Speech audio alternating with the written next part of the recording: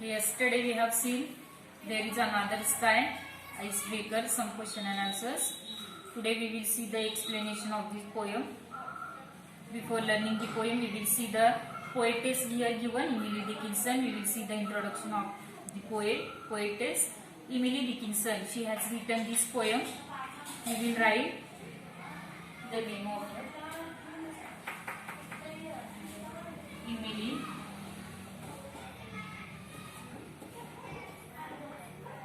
Dickinson. She is the writer of this poem. She is the poetess. 1832 to 1886 is an American poet of the 19th century. Emily Dickinson, she is the poetess of the 19th century. She lived a lonely life. म्हणजे तिने काय केलेलं आहे, एकाकी जीवन जगलेली कवयित्री आहे.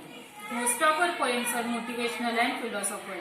तिच्या ज्या काही तिने पोएम्स लिहिलेल्या आहेत, कविता आहेत, त्या काय आहेत, प्रेरणादायी आहेत. They are unique to her era and are characterized by simple and short lines. तिने ज्या काही कविता लिहिलेल्या आहेत त्या सिंपल आहेत आणि सिंपल शॉर्ट आहेत आणि काय आहेत, युनिक आहेत. म्हणजे अपवादात्मक ज्याला आपण म्हणतो, जे तिने वेगळ्या प्रकारचे लिखाण केलेले आहे त्या कवितेमध्ये. She often used slant rhymes and unconventional capitalization and punctuation.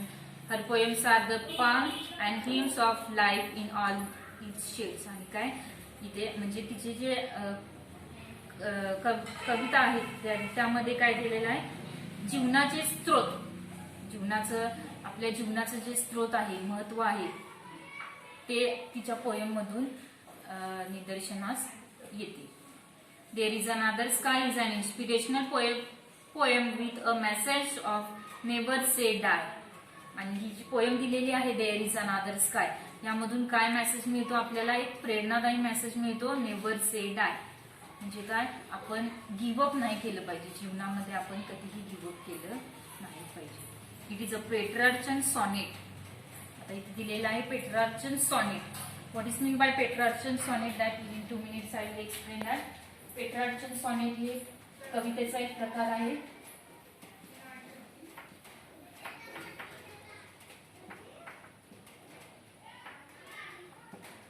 Petrarchan sonnet त्यामध्ये 2 प्रकार आहेत, ऑक्टेव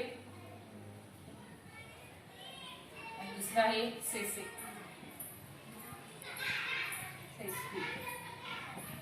यामध्ये किती 8 लाईन्स असतात ऑक्टेव मध्ये,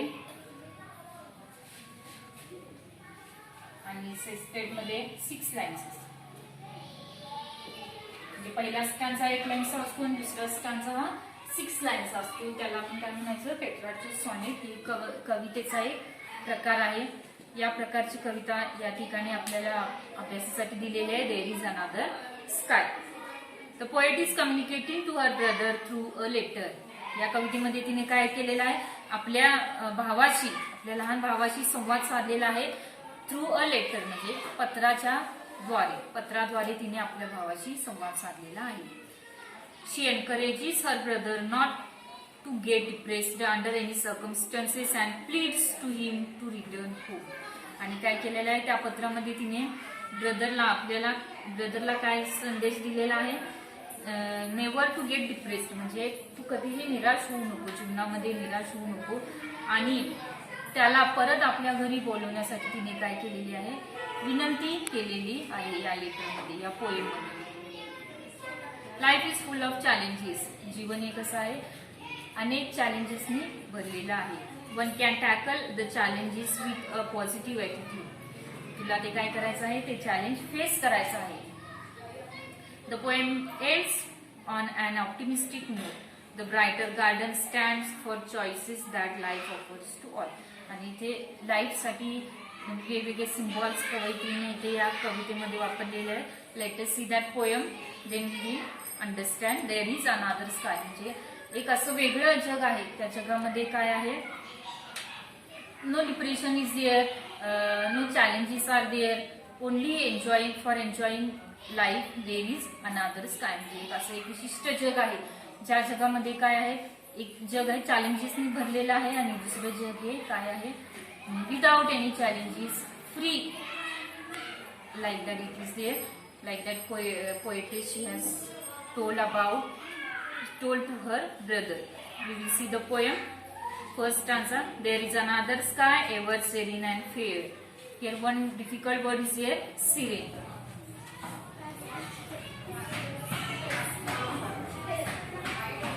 Is calm. याचा अर्थ काय? serene म्हणजे calm, म्हणजे शांत, वर्दळीचा नसलेला, शांत.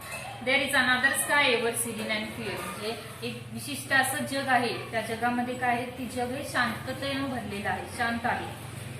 And there is another sunshine though it be darkness there, आणि आणखी एका साईडला एक दुसरं जग आहे, त्यामध्ये दुसरं काय म्हणतो, सनशाईन म्हणजे सूर्यकिरण, प्रकाश किरण आहे, त्यामध्ये काय आहे, ते डार्कनेसनी भरलेलं आहे. एक जग आहे ते काय आहे, शांत आहे, तर दुसरी काय आहे, डार्कनेसनी भरलेला आहे. म्हणजे इथे काय पोएटेसने काय सांगितलेलं आहे, डार्कनेस म्हणजे काय, इथे सॅड म्हणजे जे दुःखाने भरलेलं, ज्याला आपण म्हणतो sad and gloomy aspects of life. Darkness वाले काय सांगितलेलं आहे कवयित्रीने, sad and gloomy aspects of life, आपल्या जीवनातील एक दुःखद क्षण, आणि एका साईडला काय सांगितलेलं आहे, आपल्या जीवनातील सुखद क्षण. Never mind faded forest, Austin. Austin is a name of her brother, तिच्या यंगर ब्रदरचे नाव काय आहे, ऑस्टिन आहे, आणि ऑस्टिनला उद्देशून तिने ही लेटर लिहिलेलं आहे या पोएम मध्ये. आणि त्यामध्ये ऑस्टिनला ती सांगत आहे, never mind faded forest. Faded forest म्हणजे या ठिकाणी फॉरेस्ट जे आहे, जी जंगल जे आहे ते काय आहे, उदास, भकास अशी झालेली आहे. म्हणजे याद्वारे कवयित्रीने काय सांगितलेलं आहे, म्हणजे जीवन हे अनेक चॅलेंजेसनी भरलेलं आहे, पण आपण खचून न जाता काय केलं पाहिजे, त्याला फेस केलं पाहिजे. नेव्हर माइंड सायलेंट फील्ड्स, आणि फील्ड्स जे आहेत म्हणजे शेती वगैरे जे आहे ती काय आहे, सायलेंट आहेत, म्हणजे विदाउट क्रॉप, फ्रुटलेस, ज्याला आपण म्हणतो फ्रुटलेस आहे. Here is a little forest whose leaf is evergreen. कवयित्री काय सांगते, जे आपलं जग आहे त्यामध्ये काय आहे, लिटल फॉरेस्ट आहे, लहान आहे, पण काय आहे, एव्हरग्रीन आहे. आणि दुसरी काय आहे, फेडेड फॉरेस्ट म्हणजे उदासीन, त्याला आपण म्हणतो उदासीन जग आहे.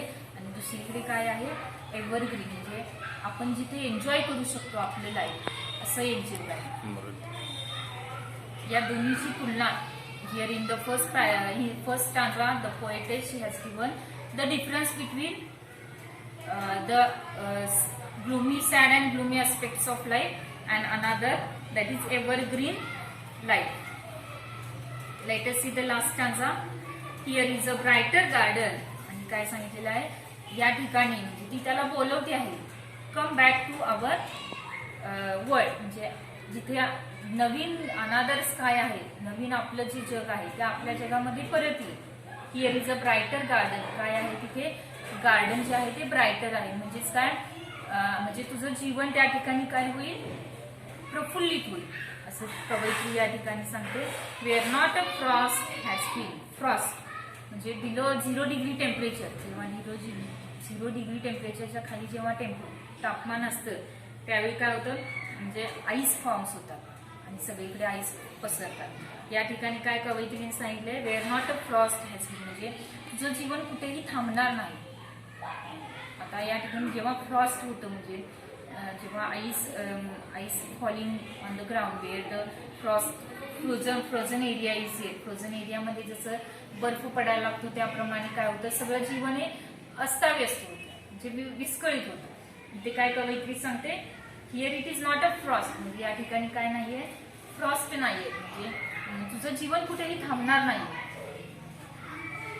In its unfading flowers, I hear the bright bee hum. आणि काय या फ्लॉवर्स मध्ये जे हनी बी आहे, जे भुंगा ज्याला आपण म्हणतो, तो भुंग्यावरती काय फुलावरती ते विशिष्ट प्रकारे आवाज करतात. इथे दिलेला आहे ब्राईट बी हम, म्हणजे हनी बी ज्याप्रमाणे साऊंड क्रिएट करते. प्रीती माय ब्रदर, प्रीती हा शब्द प्लीज या अर्थाने या ठिकाणी वापरलेला आहे. Please my brother into my garden come. काय सांगते, ते सोडून, ते वर्ल्ड सोडून तू काय कर, माझ्या गार्डन मध्ये, माझे लिटिल गार्डन आहे, छोटंसं आहे, पण काय आहे, ब्युटिफुल आहे, सुंदर आहे.